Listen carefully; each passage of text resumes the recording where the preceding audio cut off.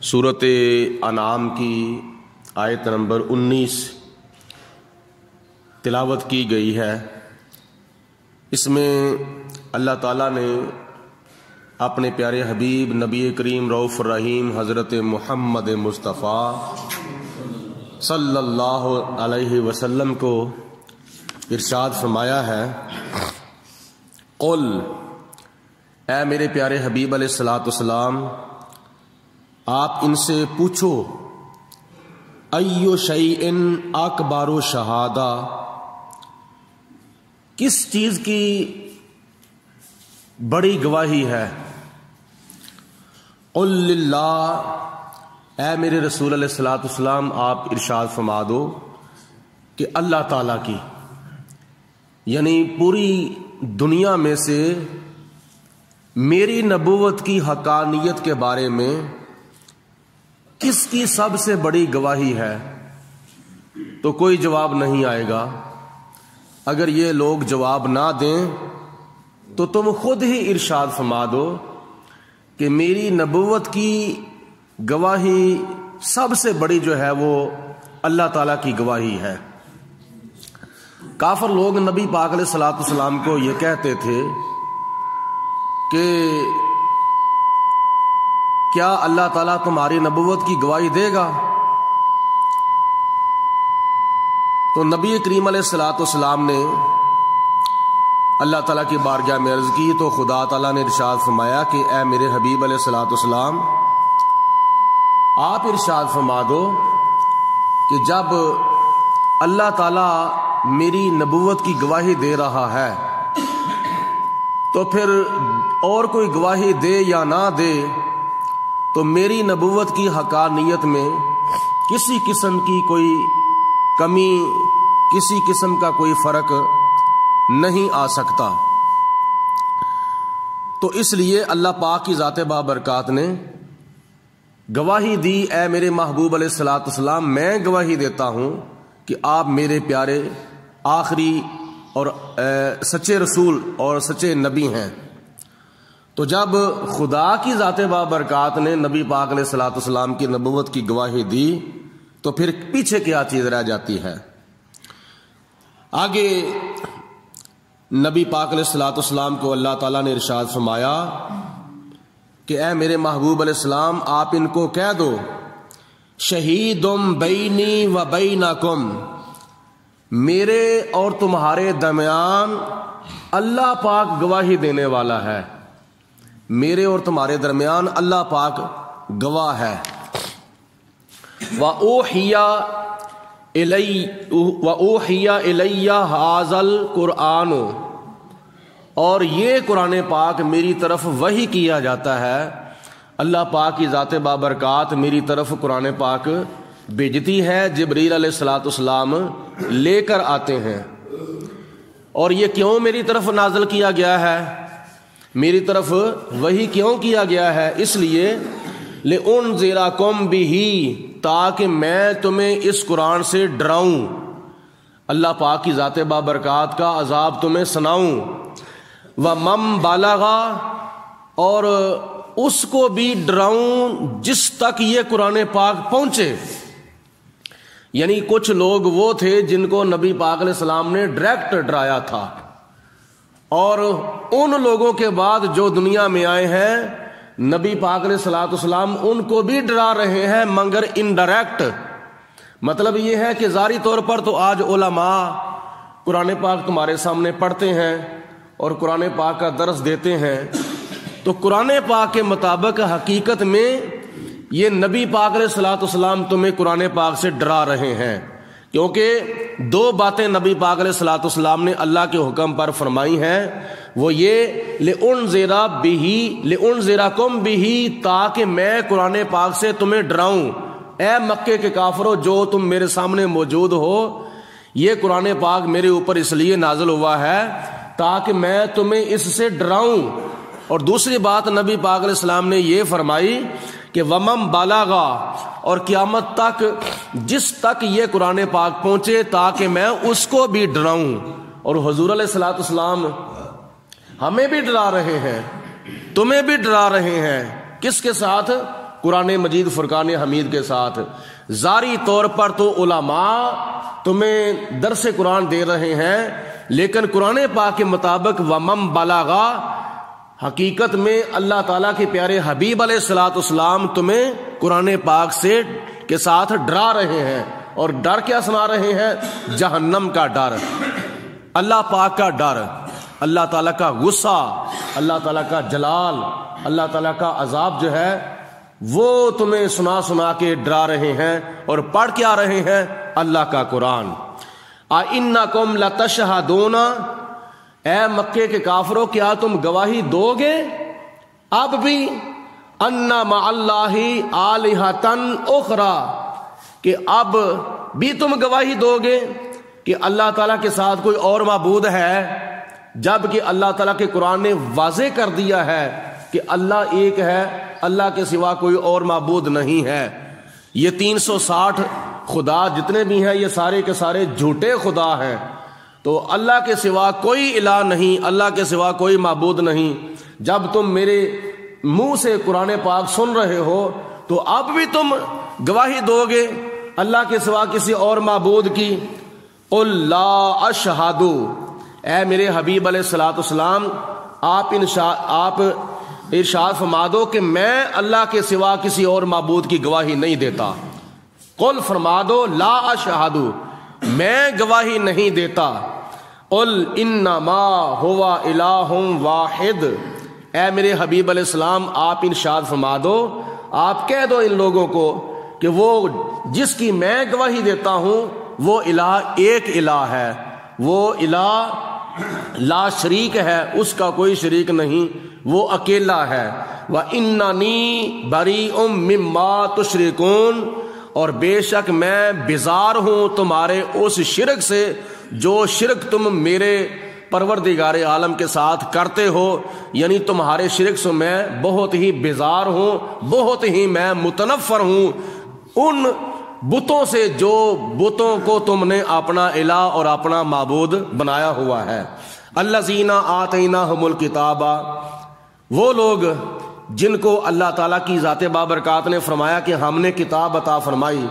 یعرفونہ کما یعرفون ابناءہم، وہ نبی کریم علیہ الصلوۃ والسلام کو ایسے پہچانتے تھے جیسے اپنے بچوں کو پہچانتے ہیں۔ یعنی یہود و نصارہ کی طرف یہ اشارہ ہے کہ جن کو ہم نے کتاب عطا فرمائی انہوں نے اپنی کتاب یعنی تورات اور انجیل کے اندر نبی کریم علیہ الصلوۃ والسلام کی علامتیں پڑھی ہیں، شناختیں پڑھی ہیں، نشانیاں پڑھی ہیں کہ نبی پاک علیہ الصلوۃ والسلام آخری جو رسول تشریف لائیں گے وہ ایسے ہوں گے، ان کی یہ شان ہوگی، ان کی یہ صفتیں ہوں گی، اور ان کے یہ معجزات ہوں گے۔ اور جب حضور علیہ الصلوۃ والسلام تشریف لے آئے، مدینہ المنورہ کے اندر ہجرت کر کے چلے گئے، تو مدینے کے یہودیوں نے بھی دیکھا، مدینے کے عیسائیوں نے بھی دیکھا کہ جو ہم نے نشانیاں پڑھی ہیں اپنی کتاب تورات انجیل کے اندر، وہ ساری کی ساری نشانیاں جو ہیں وہ اس آخری نبی حضرت محمد مصطفیٰ صلی اللہ علیہ وسلم کے اندر پائی جاتی ہیں۔ یعنی اللہ تعالیٰ کا قرآن کہتا ہے کہ وہ حضور علیہ السلام کو ایسے پہچانتے تھے جیسے اپنے بچوں کو پہچانتے ہیں۔ یعنی اگر کوئی بچہ گھر سے باہر نکل جائے، چھوٹا سا بچہ، تو وہ محلے کے بچوں کے اندر مل جل کے کھیلنا شروع کر دے، تو والدین اس کو ڈھونڈتا ڈھونڈتا جب کسی میدان میں چلا جاتا ہے تو وہاں محلے کے سارے بچے موجود ہوتے ہیں، تو والدین اپنے بچوں کو پہچان لیتا ہے کہ یہ میرا بچہ ہے، یہ میرا بچہ ہے، یہ میرا بچہ ہے، پھر اس کو آواز دیتا ہے آ جاؤ میرے پاس، میں تمہیں کب کا ڈھونڈ رہا ہوں۔ تو جس طرح والدین اپنے بچے کو پہچانتے ہیں، اس طرح وہ یہود و نصارہ نبی پاک علیہ الصلوۃ والسلام کو پہچانتے تھے، اور اس کے باوجود الذین خسروا انفسہم، ان میں سے کئی یہودی اور کئی عیسائی ایسے تھے انہوں نے جان کے اپنے آپ کو نقصان میں ڈال لیا۔ یعنی حضور علیہ السلام پر ایمان نہ لائے، حضور کا کلمہ نہ پڑھا، سمجھنے کے باوجود، پہچاننے کے باوجود حضور علیہ الصلوۃ والسلام کی امتی نہ بنے، نبی پاک علیہ الصلوۃ والسلام کو اپنا نبی آخری رسول تسلیم نہ کیا، تو اللہ فرماتا ہے الذین خسروا انفسہم، وہ لوگ جنہوں نے اپنے آپ کو گھاٹے میں ڈالا، اپنے آپ کو نقصان میں ڈالا، فہم لا یؤمنون، وہ ایمان نہیں لاتے، وہ مانتے نہیں ہیں۔ تو اپنے آپ کو نقصان میں نہیں ڈالنا چاہیے، اپنے آپ کو فائدے میں ڈالنا چاہیے۔ کون سا فائدہ؟ دنیا کا بھی فائدہ ہو، قبر کا بھی فائدہ ہو، آخرت کا بھی فائدہ ہو، برزخی بھی فائدہ ہو، اخروی بھی فائدہ ہو، تو پھر انسان کو جو ہے وہ کامیابی دنیا کے اندر بھی ملے گی اور آخرت کے اندر بھی ملے گی۔ کیسے؟ دونوں عالم میں تمہیں مقصود گر آرام ہے، اس کا دامن تھام لو جس کا محمد نام ہے۔ اگر کامیابی ملنی ہے تو نبی پاک علیہ الصلوۃ والسلام کا کلمہ پڑھ کے اور حضور علیہ الصلوۃ والسلام کی تعلیمات پر عمل کر کے اور حضور علیہ الصلوۃ والسلام کی اتباع اور فرما برداری اور تابع داری کر کے کامیابی ملنی ہے۔ نبی پاک علیہ الصلوۃ والسلام کی اتباع اور حضور کی سنت کے بغیر نہ دنیا کی کامیابی ممکن ہے، نہ قبر کی کامیابی ممکن ہے، نہ حشر کی کامیابی ممکن ہے۔ تو کتنے خوش نصیب ہیں وہ لوگ، کتنے خوش بخت ہیں وہ لوگ جنہوں نے ماہ رمضان المبارک کے روزے رکھے، تراویحاں ادا کیں، 5 وقت کی نماز پڑھی، ماہ رمضان المبارک کا احترام کیا، اس کا ادب کیا، اس کے آنے پہ خوشی کی۔ اب اس کے جانے پہ وہ افسردہ ہیں، تو وہ لوگ دنیا کے اندر بھی کامیاب ہیں اور قبر کے اندر بھی کامیاب ہوں گے اور حشر کے اندر بھی کامیاب ہوں گے۔ تو ماہ رمضان المبارک ان قریب ہم سے جدا ہو رہا ہے۔ تو نبی پاک علیہ الصلوۃ والسلام نے ایسے مقام پر ارشاد فرمایا ہے، حدیث پاک میں آتا ہے کہ جب ماہ رمضان المبارک کی آخری رات آتی ہے، پھر آخری دن گزر جاتا ہے، اس کے بعد جب چاند رات آتی ہے، شوال کا جب چاند نظر آ جاتا ہے، تو چاند رات کو زمین و آسمان کے فرشتے سارے مل کر نبی پاک علیہ الصلوۃ والسلام فرماتے ہیں میری امت کے دکھوں کو یاد کر کر کے اللہ کی بارگاہ میں گریہ وزاری کرتے ہیں، اللہ کی بارگاہ میں روتے ہیں۔ تو صحابہ کرام نے عرض کی یا رسول اللہ، ہمارے کون سے دکھوں کو اللہ کے فرشتے یاد کر کے اللہ کی بارگاہ میں گریہ وزاری کرتے ہیں؟ تو نبی کریم علیہ الصلوۃ والسلام نے ارشاد فرمایا ماہ رمضان المبارک کا میری امت سے جدا ہو جانا یہ میری امت کے دکھوں میں سے ایک دکھ ہے۔ یعنی جس طرح بچے کا والدین بچھڑ جاتا ہے یا والدین کا بچہ بچھڑ جاتا ہے تو اس کی جدائی کے اندر دونوں روتے ہیں، پریشان ہوتے ہیں کہ والدین کہتے ہیں کہ ہمارے بچے بچھڑ گئے ہیں اور بچے کہتے ہیں کہ ہمارا والدین بچھڑ گیا ہے۔ تو اس بچھڑنے کی وجہ سے، اس جدائی کی وجہ سے دونوں ایک دوسرے کے فراق میں، ایک دوسرے کی جدائی میں روتے ہیں۔ تو ماہ رمضان المبارک کا میری امت سے رخصت ہو جانا، جدا ہو جانا، یہ میری امت کے دکھوں میں سے ایک دکھ ہے، اور یہ وہ دکھ ہے جس کو یاد کر کے اللہ کے فرشتے اللہ کی بارگاہ میں گریہ وزاری کرتے ہیں۔ تو اللہ کے بندے، رمضان المبارک کا تجھ سے بچھڑ جانا، تجھ سے جدا ہو جانا، یہ تو فرشتوں کو گوارا نہیں ہے۔ حالانکہ فرشتوں کو کیا معاملہ ہے، رمضان آئے نہ آئے، جائے نہ جائے، ان کو کیا معاملہ ہے؟ وہ تو ہر وقت 24 گھنٹے کھاتے بھی نہیں، پیتے بھی نہیں، سوتے بھی نہیں، بلکہ تو وہ ہر وقت اللہ تعالیٰ کی بندگی میں مصروف رہتے ہیں۔ لیکن فرشتوں کو تمہارے ساتھ کتنا پیار ہے، فرشتوں کو تمہارے ساتھ کتنا تعلق ہے، فرشتوں کو تمہارے ساتھ کتنا پیار اور کتنی محبت ہے کہ تمہارا یہ دکھ اللہ کے فرشتوں کو گوارا نہیں، تمہارا یہ دکھ اللہ کے فرشتوں کو برداشت نہیں ہے کہ رمضان المبارک تم سے جدا ہو جائے۔ یہ رمضان المبارک کی قدر ہے، یہ رمضان المبارک کا مقام ہے۔ اس لیے نبی پاک علیہ السلام نے سچ فرمایا نا کہ اے میرے امتیوں، اے میرے غلاموں، اگر تم سمجھ لو اس بات کو کہ رمضان المبارک کا کیا مقام، کیا درجہ ہے، تو تم خدا کی بارگاہ میں یہ دعا کرو یا اللہ ہمیں ایک مہینہ رمضان کا نہیں چاہیے، ہمیں سارا سال ہی رمضان کا چاہیے۔ شرط یہ ہے کہ اگر تم سمجھ جاؤ، اگر تمہیں اس بات کی قدر ہو جائے۔ ایک روایت یہ تھی، اور دوسری روایت میں آتا ہے نبی کریم علیہ الصلوۃ والسلام ارشاد فرماتے ہیں کہ جو میرا امتی، جو میرا مسلمان غلام رمضان المبارک کے آنے پہ خوشی کرتا ہے اور اس کے جانے پہ افسردہ ہو جاتا ہے، اس کے جانے کے اوپر غمی کا اظہار کرتا ہے، اللہ کی بارگاہ میں گریہ وزاری کرتا ہے، ماہ رمضان المبارک کی جدائی میں اللہ کی بارگاہ میں گریہ وزاری کرتا ہے، تو حضور علیہ الصلوۃ والسلام فرماتے ہیں جو رمضان المبارک کے آنے پر خوشی کرے، اس کے جانے پر افسردہ ہو جائے،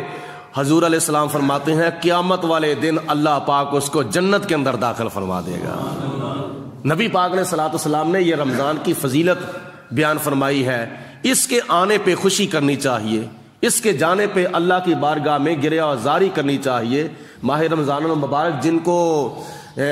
رمضان المبارک سے برکتیں حاصل ہوئی ہیں، یا جنہوں نے رمضان المبارک کی قدر کی ہے، رمضان المبارک کے معمولات کو بجا لائے ہیں، واقعتاً ایسا ہوتا ہے کہ جب رمضان المبارک چلا جاتا ہے تو وہ ایسے ہوتے ہیں جیسے ان کی کوئی چیز گم ہو چکی ہے، جیسے وہ اپنے گم شدہ چیز کی جدائی میں روتے ہیں، پریشان ہوتے ہیں، گریہ وزاری کرتے ہیں۔ یہی حال رمضان المبارک کے عاشقوں کا ہوتا ہے۔ ہمارے حضور قبلہ عالم پیر طریقت، رہبر شریعت، پاسبان مسلک رضا، علامہ الحاج پیر مفتی ابو داؤد محمد صادق صاحب قادری رضوی رحمت اللہ تعالی علیہ، رمضان المبارک کے رخصت ہونے کے موقع پر یہ شعر پڑھا کرتے تھے۔ میں ان جیسی آواز تو نہیں لا سکتا یا ان جیسا انداز تو نہیں لا سکتا، لیکن ایک سادہ سا انداز ہے۔ قبلہ حاجی صاحب رحمت اللہ تعالی علیہ ماہ رمضان المبارک کے آخری دنوں کے اندر کیا پڑھا کرتے تھے؟ اے رمضان الوداعی ہم کو باتی نہیں تیری جدائی، اے رمضان الوداعی ہم کو باتی نہیں تیری جدائی، لاکھوں انعام تو نے دلائے، کروڑوں قرآن ختم کرائے، لاکھوں انعام تو نے دلائے، لاکھوں انعام، ہم تو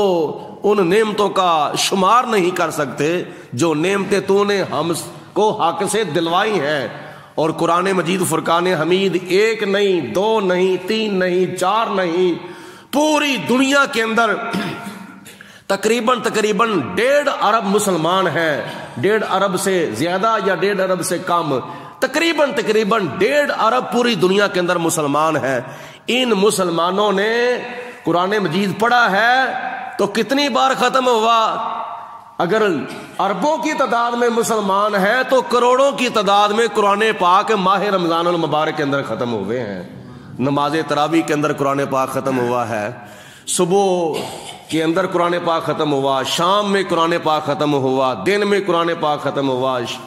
رات میں قرآن پاک ختم ہوا۔ امام اعظم رحمت اللہ تعالی علیہ ماہ رمضان المبارک کے اندر 61 قرآن پاک ختم کیا کرتے تھے۔ 30 قرآن پاک رمضان کی 30 راتوں میں، اور 30 قرآن پاک ماہ رمضان شریف کے 30 دنوں میں، اور 1 قرآن پاک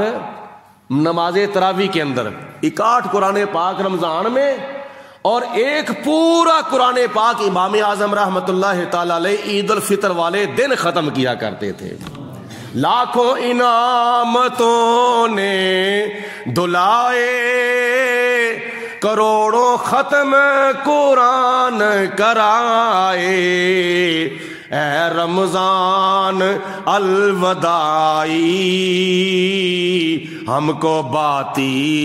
نہیں تیری جدائی۔ اب سارے مل کے پڑھتے ہیں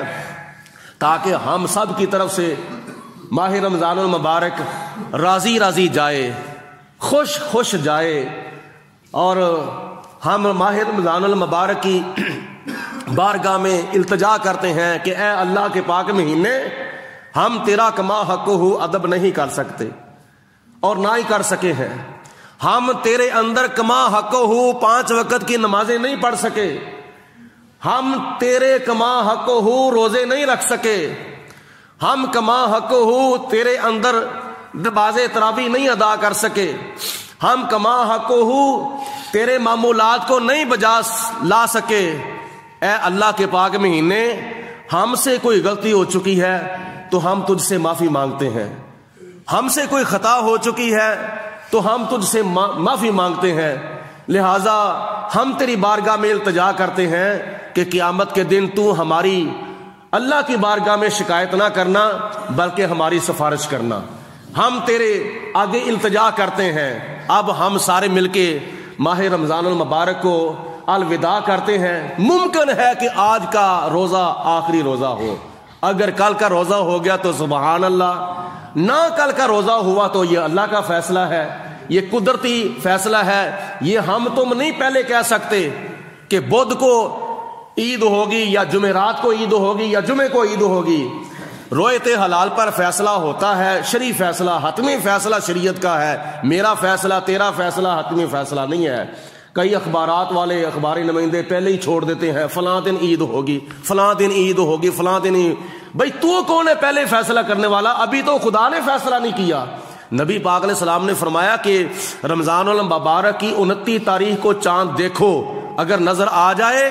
تو 29 روزے پورے کر کے اگلے دن عید کر لو، نہ نظر آئے تو رمضان شریف کے 30 دن پورے کرو۔ تو یہ قدرت کا فیصلہ ہے جو آج شام کو ہوگا مغرب کی نماز کے بعد۔ اس لیے اگر کل ماہ رمضان المبارک کا 30واں روزہ ہو گیا تو کل انشاءاللہ تعالی اذان فجر کے بعد عید الفطر کے فضائل و مسائل پر درس ہوگا۔ اگر نہ ہوا تو پھر خطبہ عید الفطر کے اندر عید الفطر کا جو ہے وہ بیان کیا جائے گا۔ اب ہم سارے مل کے آخری چند منٹوں کے اندر پڑھتے ہیں الوداع الوداع الوداع ہے ماہ رمضان تو ہم سے جدا ہے، الوداع الوداع الوداع ہے ماہ رمضان تو ہم سے کیسے تیری فرقت میں جلتے ہیں سینے، تیری فرقت کا معنی فراق، جدائی، تیری فرقت میں جلتے ہیں سینے، کیسے گزریں گے 11 مہینے، تیری فرقت میں جلتے ہیں سینے، کیسے گزریں گے 11 مہینے۔ اب التجا یہ ہے تجھ سے آنے کی پھر التجا ہے، تجھ سے آنے کی پھر التجا ہے، ماہ رمضان تو ہم سے جدا ہے، الوداع الوداع الوداع ہے، ماہ رمضان تو ہم سے جدا ہے۔ آخر پہ ہم سب مل کر دعا کرتے ہیں کہ یا پروردگار عالم، یہ پاک مہینہ